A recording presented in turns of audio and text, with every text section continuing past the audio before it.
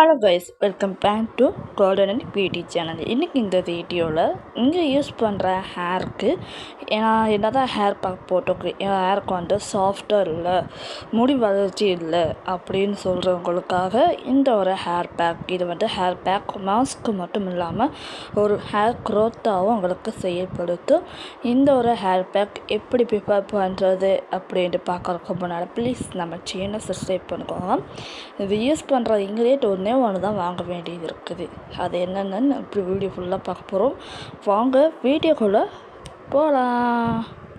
Video லென்த்தாக இருக்க போது ஃபர்ஸ்ட் எடுத்துக்க போகிறது அரிசி.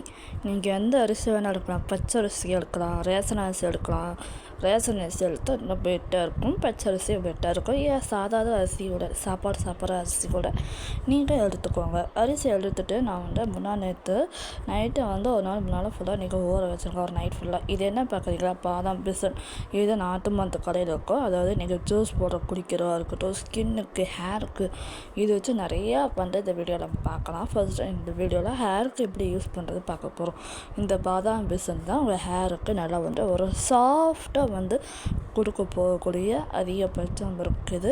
Soft and silky. இது கூட நம்ம எடுத்துக்க போகிறது வெந்தயம். வெந்தயம் உங்கள் பாடியில் இருக்க ஹீட்டை கம்மி பண்ணிக்கிட்டு அடிக்கடிக்கு வேர்வை ஸ்மெல் தலையில் போய் தேங்கி இருக்காமல் இதை வந்து நம்ம வெந்தயம் ஒரு 1.5 டேபிள் ஸ்பூன் எடுத்தாலே போதும். அரிசி பார்த்திங்க அப்படின்னா ஒரு 3 டேபிள் ஸ்பூன் அரிசி ஒரு பெரிய ஸ்பூன் அளவுக்கு நான் எடுத்துக்கிறேன். இப்போ இதை வந்து நம்ம வெந்தயம் வந்து சோக் பண்ணிக்கலாம். ஓவர் நைட் வந்து நீங்கள் ஊற வச்சுருங்க. மறுநாள் காலையில் நீங்கள் ஹேர் வந்து வாஷ் பண்ணுறதுனால இதெல்லாம் போட்டு அரைக்க போகிறோம்.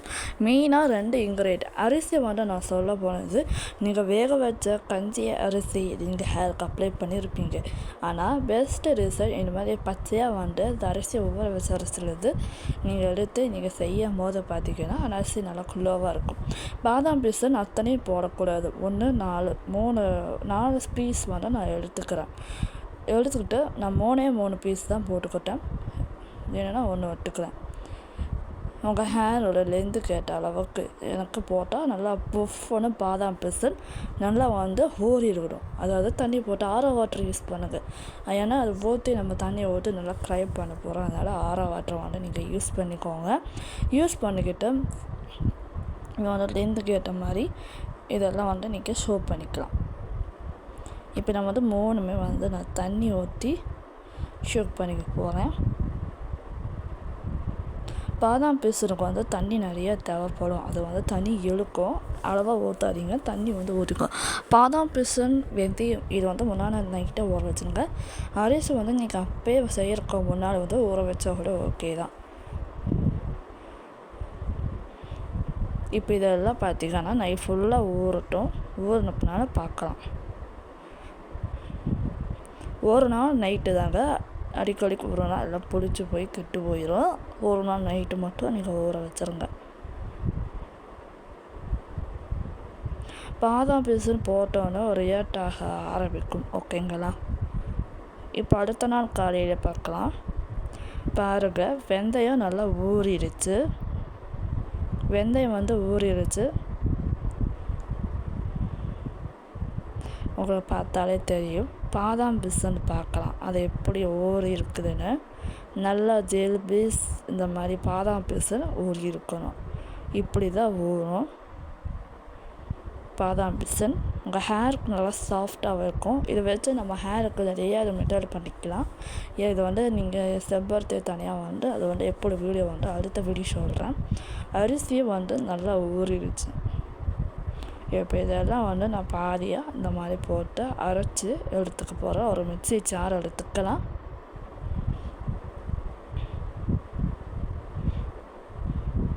இது வந்து அடித்து நம்ம வடிகட்ட போகிறோம், அவ்வளோதான். எதுக்காகனா உங்கள் தலையில் வந்து திப்பியாக இருக்கும். இப்போ ஹேர் வாஷ் பண்ணும்போது அதை திப்பியாக இருக்கிறதுனால ஷாம்பு போட்டு நீங்கள் அடிக்கடிக்கு வாஷ் பண்ணுற மாதிரி வரும். அதுக்காக தான் சொல்கிறேன்.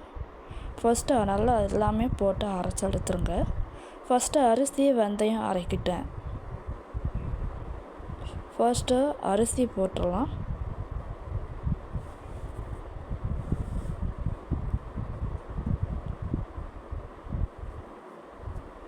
அரிசி போட்டாச்சு. இது கூட வெந்தயம் ஒரு ஃபுல்லாக தண்ணியோடு சேர்த்துருங்க. அப்போ தான் நல்லா அரைப்படும். தோசை மாவு கண்டிஷன்ஸில் வர மாதிரி ஃபஸ்ட்டு லைட்டாக குறைன்னு அரைச்சிட்டு வந்துட்டோம். அதுக்கப்புறம் பாதாம் பிசின் போட்டு அரைச்சிடலாம். ஃபஸ்ட்டு வந்து குறைன்னு அரைச்சாச்சு. பாதாம் பிசின் போட்டு நைஸாக அரைக்கணும். ஸோ பாதாம் பிசின்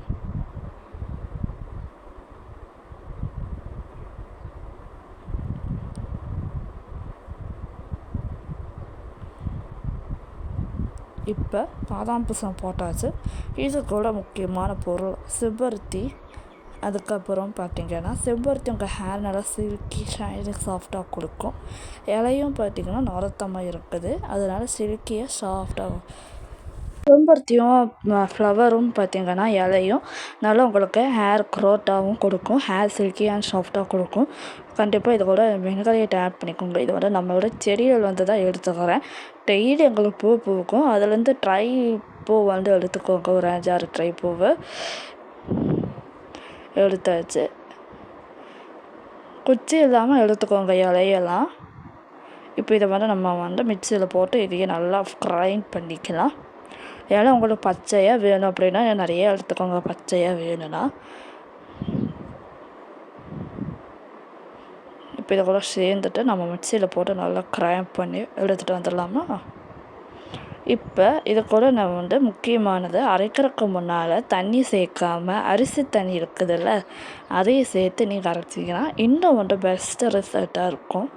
நீங்கள் தலையில் ஊற்றி தான் அரிசி தண்ணி வாஷ் பண்ணணும்னு அவசியம் இல்லை. இதை ஊற்றி நீங்கள் வந்து அரைச்ச பேக்காகவும் சேர்க்கலாம். இப்போ ஒரு கப் எடுத்துகிட்டு நான் அரைச்சிட்டு வந்துடுறேன், அதுக்கு தான் இப்படி காட்டினேன். இப்போ நல்லா ஸ்மூத் பேஸ்ட்டாக அரைச்சி வந்தாச்சு.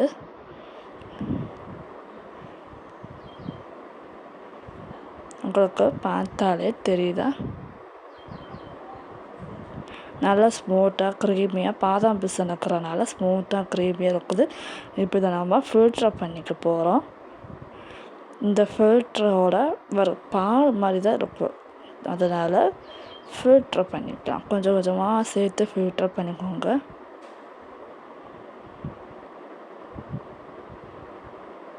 பாருங்கள் ஃபில்ட்ரு பண்ணி எப்படி வருதுன்னு பாலாட்ட. இந்த வந்து உங்கள் ஹேர் பேக் வந்து நீங்கள் யூஸ் பண்ணிட்டேன்னா திருப்பியாக இருக்காது, அடிக்கடிக்க வாஷ் பண்ணிகிட்டே இருக்க முடியும். அதுக்காக தான்.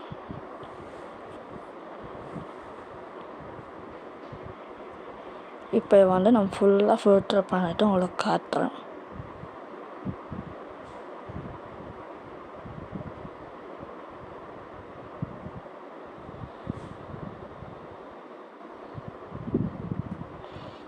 லாஸ்ட்டு பேட்சை நம்ம வந்து ஃபில்ட்ரு பண்ண போகிறோம்.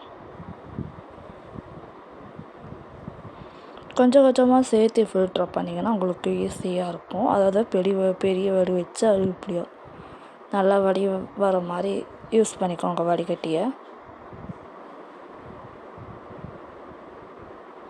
இது வந்து நாங்கள் 2 பேர் ஷேர் பண்ணிக்குவோம். நான் மட்டும்லாம் யூஸ் பண்ண மாட்டேன், எங்கள் அம்மா யூஸ் பண்ணுவாங்க. 2 பேர் தான். அதுக்கு தான் வந்து இந்த ஹேர் பேக்கை நான் செய்கிறேன்.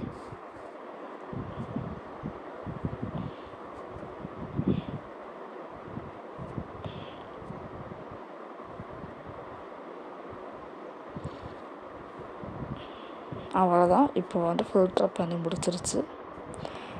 ஷேர் பண்ணிக்கிட்டு நாங்கள் யூஸ் பண்ணிக்குவோம். இதை கூட எந்த ஒரு ஆயில் எசன்சியல் ஆயில் வந்து யூஸ் பண்ணிக்கலாம். எங்கள் வீடியோ உங்களுக்கு பிடிச்சிருக்கோம். கண்டிப்பாக உங்கள் ஹேர் ஃபுல்லாக பேக் அப்ளை பண்ணிவிட்டு ஒரு 1/2 மணி நேரம் வச்சுட்டு நீங்கள் ஹேரை வாஷ் பண்ணிடுங்க. வாஷ் பண்ணிவிட்டு குளிச்சிருங்க. அவ்வளோதான் இந்த ஹேர் பேக்கு. நெக்ஸ்ட் வீடியோ பார்க்கலாம். மறக்காம சேனலுக்கு சப்ஸ்கிரைப் பண்ணுங்கள். ஹேர் பேக் பாருங்கள் எவ்வளோ க்ரீமியாக கிக்காக இருக்குதுன்னு. பாதாம் பிசின்னு அவ்வளோ இது இருக்குது. நெக்ஸ்ட் வீடியோ பார்க்கலாம். பாய்.